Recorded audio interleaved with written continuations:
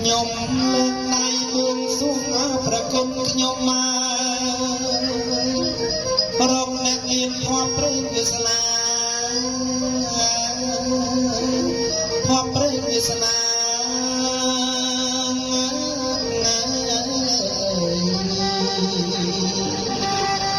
តើលោក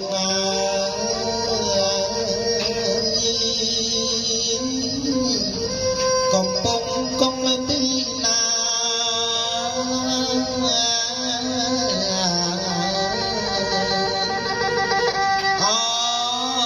ព្រះគុណខ្ញុំមកសូមអញ្ជើញឡើងកម្រាលទី1គឺជាកម្រាលប្រាក់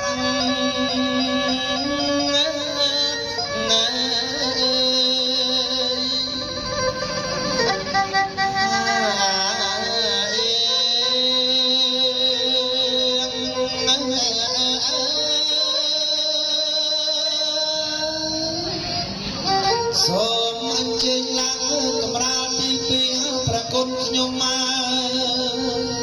គឺជាកម្រាលមាសគឺជាកម្រាលមាស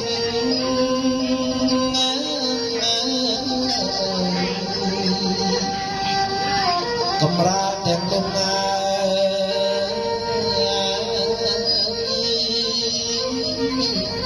មានពន្លឺ